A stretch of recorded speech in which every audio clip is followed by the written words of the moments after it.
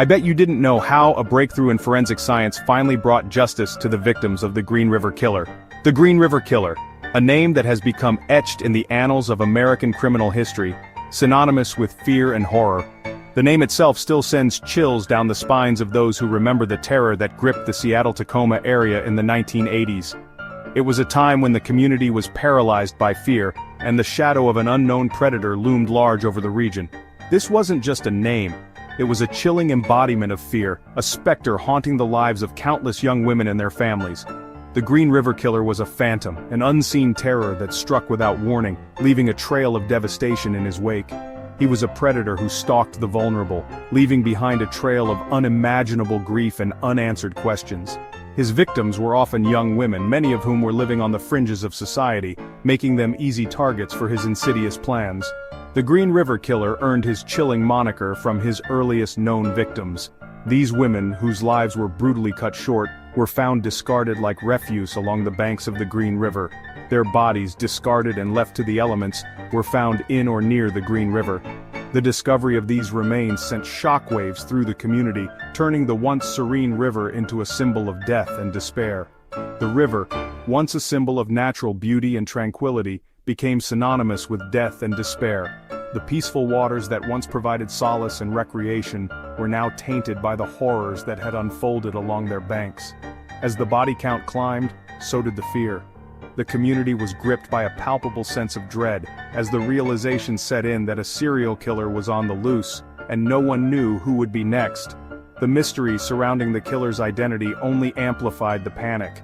The police were inundated with tips and leads, but the elusive nature of the killer made it difficult to piece together a coherent profile.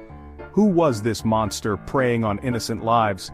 The question haunted the minds of investigators and the public alike, as the search for the Green River Killer became a race against time.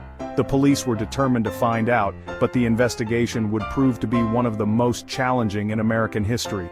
The complexity of the case, combined with the sheer number of victims, made it a daunting task for law enforcement.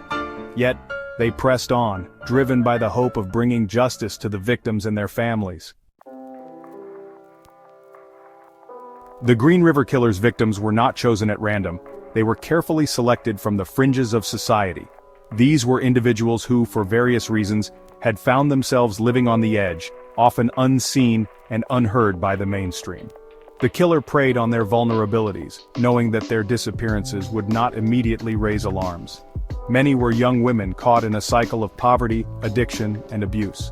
They were often forced into situations where they had to make difficult choices just to get by.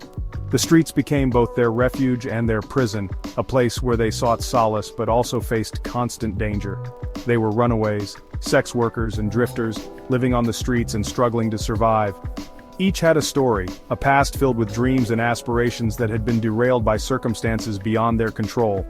Their lives were marked by a series of unfortunate events that led them to the margins of society. These were daughters, sisters, and friends who had lost their way. Their families often held on to hope, clinging to memories of better times. They were not just statistics or faceless victims. They were loved ones whose absence left a void in the lives of those who cared for them.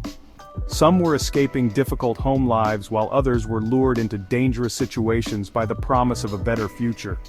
They were searching for something more, something that would give their lives meaning and direction. Unfortunately, their search often led them into the path of danger. They were vulnerable and desperate, making them easy targets for a predator like the Green River Killer. Their need for connection and support made them susceptible to manipulation and deceit. The killer exploited their trust, using it as a weapon against them. Their disappearances often went unnoticed, their families and loved ones left wondering if they had simply moved on or met with misfortune. The lack of immediate concern from authorities and society at large only added to the anguish of those left behind. It was as if these women had vanished into thin air, leaving behind only questions and heartache. The police, already overwhelmed, faced an uphill battle in identifying the victims and piecing together their last movements. The transient nature of their lives made it difficult to track their whereabouts and establish a timeline. Each clue was a fragment of a larger, more complex puzzle that required immense effort and resources to solve.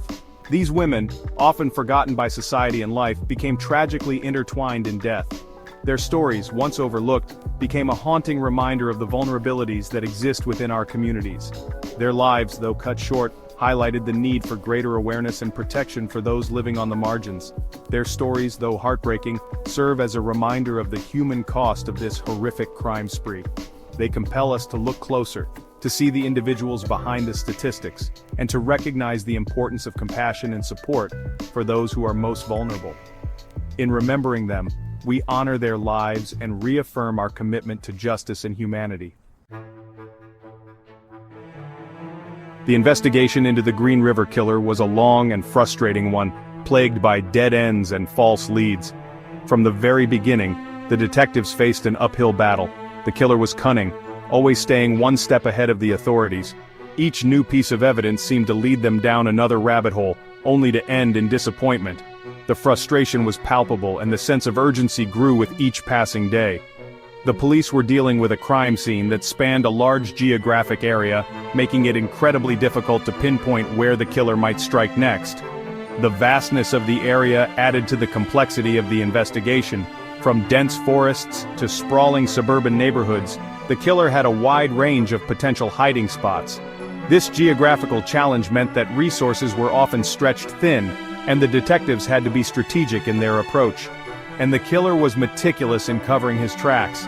Every crime scene was a puzzle, with pieces deliberately scattered to mislead the investigators. The killer's attention to detail was chilling, and it became clear that they were dealing with someone who was not only ruthless, but also highly intelligent. This meticulousness made it incredibly difficult to find any concrete evidence that could lead to an arrest. As the body count rose, so did the pressure on law enforcement to catch the perpetrator. The community was gripped by fear, and the media coverage only intensified the scrutiny on the police. Families of the victims demanded answers, and the detectives felt the weight of their expectations. The pressure was immense, and it was clear that failure was not an option. The Green River Task Force was formed, bringing together detectives from multiple agencies to share resources and expertise. This collaboration was crucial, as it allowed for a more comprehensive approach to the investigation. Different perspectives and specialized skills were brought to the table, creating a more robust strategy to catch the killer. The task force worked tirelessly, often putting in long hours and sacrificing personal time to make progress. Despite their efforts, the killer remained elusive. The sense of frustration grew with each passing day, as leads that initially seemed promising turned out to be dead ends. The killer's ability to evade capture was almost uncanny, and it felt as though they were always just out of reach. This elusiveness only fueled the determination of the task force, who were more committed than ever to bringing the killer to justice. The investigation took its toll on the detectives involved. The long hours and emotional strain were evident in their weary expressions and tired eyes. Many of them had families and personal lives that were put on hold as they dedicated themselves to the case. The emotional burden was heavy, and the constant exposure to the gruesome details of the murders was mentally exhausting. They were confronted with the horrors of the murders on a daily basis, and the psychological impact was profound. The images of the crime scenes were seared into their minds, and the sense of responsibility weighed heavily on their shoulders. The lack of progress was disheartening, and it was difficult to stay motivated in the face of so many setbacks. And the lack of progress was disheartening. Each day that passed without a breakthrough felt like a failure, and the detectives couldn't help but question their own abilities. The tension within the task force was palpable, as the pressure to succeed mounted. Despite this, they remained focused on their mission, driven by a deep sense of duty to the victims and their families. The case dominated their lives, consuming their time and taking an emotional toll. Many of the detectives found it difficult to switch off, even when they were off duty. The case was always on their minds, and the desire to catch the killer became an obsession. This relentless pursuit took a toll on their mental health, and many struggled with feelings of burnout and despair. Despite the challenges, the investigators never gave up hope. They knew that giving up was not an option, and they were determined to see the case through to the end. Their resilience and perseverance were remarkable, and they continued to push forward, no matter how difficult the road ahead seemed.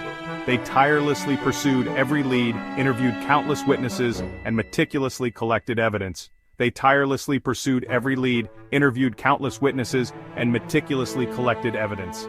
Each new piece of information was carefully analyzed, and no stone was left unturned. The detectives knew that the key to solving the case could be hidden in the smallest detail, and they were determined to find it. Their dedication and determination would eventually pay off, but not before decades of relentless pursuit. Their dedication and determination would eventually pay off, but not before decades of relentless pursuit. The breakthrough, when it finally came, was a testament to their unwavering commitment and tireless efforts. The sense of relief and accomplishment was immense, and it was a moment that none of them would ever forget. The case of the Green River Killer was a stark reminder of the challenges and complexities of criminal investigations, but it also highlighted the incredible resilience and determination of those who seek justice. In the early days of the Green River Killer investigation, DNA technology was still in its infancy.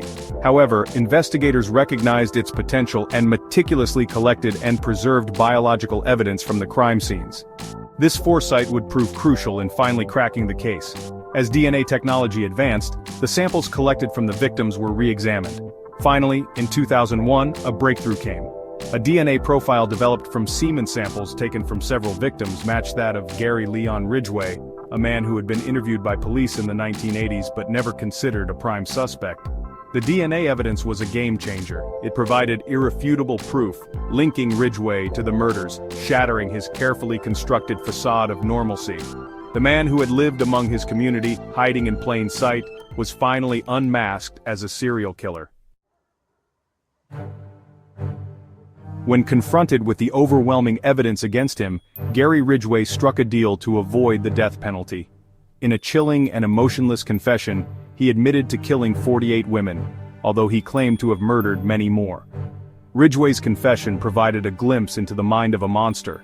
He described his victims as disposable and expressed a chilling lack of remorse for his actions. He recounted how he would lure his victims, often young women involved in sex work, to his truck with promises of drugs or money, then strangle them and dispose of their bodies in wooded areas around the Green River. The details of Ridgway's crimes were horrifying, but his confession brought a sense of closure to the families of the victims who had waited decades for answers. Finally, they knew who was responsible for the loss of their loved ones, and the justice system could hold him accountable for his heinous crimes. Want to know more about this horrifying case? Subscribe to The Untold Story and dive deeper into the mysteries of America's most infamous crime stories.